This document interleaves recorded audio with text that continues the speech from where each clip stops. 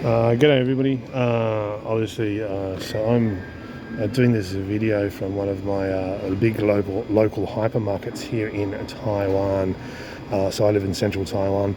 Now every time I talk to people back home, I keep hearing about like food shortages, and every time they go to the supermarket, the shelves are pretty hammered.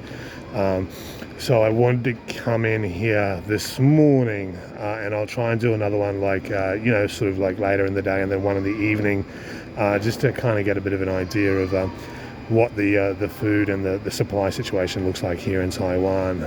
But I'm here almost every day, and certainly doesn't match the description of what I'm hearing from people back home in Australia, and obviously buddies I've got in Europe and America and whatnot. So I'll just go for a quick walk through. We'll have a quick look. We'll probably just do the dry section today because it is I did a trial run recently, and it is pretty lengthy video to do the whole shop and all the fresh departments. So I'll probably do the fresh departments in a separate video to see what they look like as well. But anyway, so obviously this is like pet food section, couple sections. Like obviously it looks like they've come through and they've done their morning face up, which is pretty standard. I did 20 years in supermarkets back in Australia. That's pretty standard. Most big corporate retail chains like this. But as you can see, mostly fairly well stocked. This is the liquor aisle, which is common. You have this in every supermarket or convenience store here in Taiwan. So again, pretty well stocked. Obviously people need to drown their misery and sorrows, so that's probably going to be pretty well stocked anyway. But this is our international section in this store, so pay attention. Like obviously plenty of oils there, plenty of pasta, international biscuits, sauces, coffees, noodles. So just so you guys know, so this is Indomie or Mie Goreng, which is how do we say, the big Indonesian brand. So obviously, as you can see here, it's just your standard packs. That's 10 NTD, which is about 50 cents Australian a pack. So that is a little bit expensive for here. You can go to some of the Southeast Asian supermarkets here and get it for a little bit cheaper. But a couple of holes, which is standard in every supermarket, but tons of Coca-Cola. Obviously Coca-Cola is always going to be available. So as you can see, these guys have obviously got new parts of stock coming in. They're getting ready to unload by the looks of it. But this is a drink aisle. So it's it's summer here, so my expectations is the drink aisle and the water section, everything will be absolutely hammered. One of the big reasons for the water being hammered is, the water out of the tap here is not really safe to drink. You've kind of got to boil the absolute crap out of it and filter it. So a lot of people, especially in my area, because there's a lot of foreigners around here, I've noticed. I'm in sort of like the center of the city. So yeah, like we've got the carton buys, but the single bottles are a little bit light, but that's pretty normal. But a lot of people opt to buy the bottled water instead of buying it from the pumps, because they just don't trust it. So but again, that's pretty standard. I think like later in the day these guys start they pull in their filling teams. It actually looks like they've got their filling teams in already, and they're starting to top stuff up. So as you can see, plenty of oil, soy sauce, which is a dietary staple here. But this aisle is like all tin stuff, I guess condiments, sauces, all pretty well stocked. Hey, got a little champ in there. Plenty of oil. As you can see, certainly no oil shortages here. Very common to find an auntie or an uncle just having a nap on a random seat in the middle of the hypermarket. Very, very common here. So sugars, and I believe this is flour. So there's a couple of empty spots there in the flour, couple light ones. but you know, reasonably well stocked. And there's all different types. So they've got three main types of flours here. So it's bread flour, cake flour, and all-purpose flour. I buy the all-purpose. So I normally just buy the 3 kg box from Costco here. It's like 129 NTD, which is a bit over $4 US, about $4.30 American. So that would be about $6.50 Australian. But obviously it's a rice aisle, one of the big dietary staples here. This aisle's ever empty. We know there's big problems here in Taiwan. Given that Taiwan, to my understanding, makes about, grows about 100% of their dietary rice needs. So, but this is, you know, the noodles, obviously another huge dietary staple here. Again, if this aisle's ever completely smashed to pieces, we know there's big dramas. There's a couple of light ones, but you know, again, that's very standard in any supermarket. So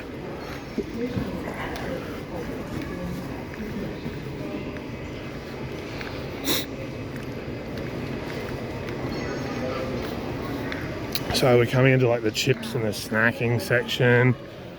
So, you know, again, obviously a couple of out of stocks, couple of light lines, but mostly relatively well stocked. So, you know, it's like your Doritos and your yada yadas, and so just to give everybody an idea, so this is a 108 gram bag of Dorito nacho cheese. They got some really weird flavors here, but so 108 gram bag of Dorito nacho cheese, 36 NTD, which is just under $2 Australian. So I think you normally pay about $2 for a 50 gram bag in Australia. But again, so we've got like some more snacking nuts. So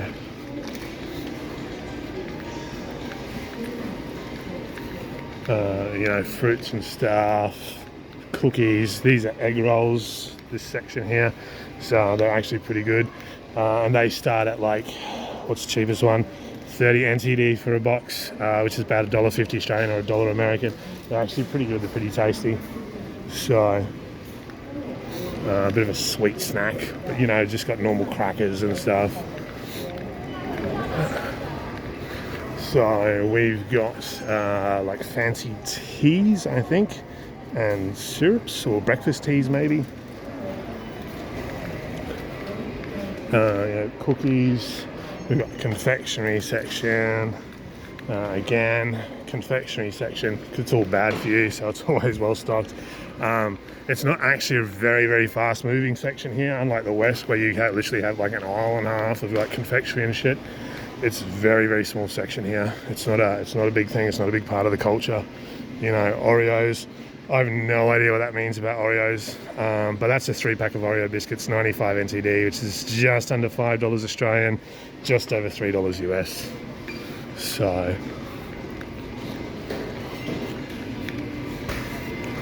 but again, coffees, teas. You know, your coffee mixes, jams and spreads, breakfast cereals. Again, a very small section here. A lot of people here think of like granola and all that sort of stuff. They think of it more as like a dessert rather than a breakfast cereal. You know, Milo. So that's a big tin of Milo, $3.49 NTD. So that's about $17.50 Australian. $17.50 Australian? No, it's less than that. So 10, yeah, $17.50, yeah, about $17.50 Australian, $11 something US. So, but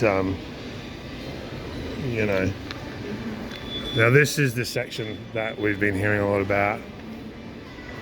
So this is your milk section, your baby powder section. So this is obviously like baby powder formulas and stuff here. I don't think they really differentiate the sections here, but so the cheapest tin of baby formula here is this one, which is 900 grams, and that is 570 NTD, which is about $19 US, which is 28.50 Australian, something like that. So yeah, just under 30 bucks Australian, just under 20 bucks US. So yeah, that's about right. And then obviously your milk powders, very well stocked. You know, you got your big international brands like Quaker, or very well stocked. And these, I don't know if you guys can see, but they're like filled to the back. So, you know, you got your Clem and all that sort of stuff. So it's very interesting. But that's pretty much the end of the long life section here. So, you know, obviously the women's section and but it's pretty much the same all over. Very well stocked. You know, there's the odd light line, there's the odd out of stock, which is normal in any supermarket anywhere in the world. But there's clearly no major shortages here. So, you know, make of that what you will. The other key factors I'm going to point out here, and this may have something to do with it, it may not, maybe just some conspiratorial nonsense, I don't know. But Taiwan, to this point, is not a part of any globalist entity organization. So it's not part of the World Health Organization, World Health Assembly, the World Trade Organization. It's not recognized by the UN. So, you know, it's kind of maybe an interesting point to take note of. But yeah, apart from that, there clearly does not appear to be any major food shortages or issues here in Taiwan.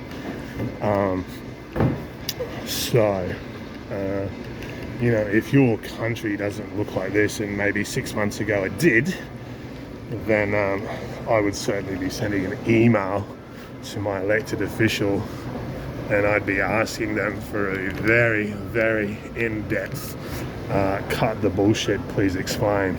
So anyway, it is what it is. Cheers for watching, guys. I hope you found this informative. If you want to see more content like this, then smash that subscribe button and share this video far and wide. Cheers, mateys. Down Under Hustler in Taiwan, signing off.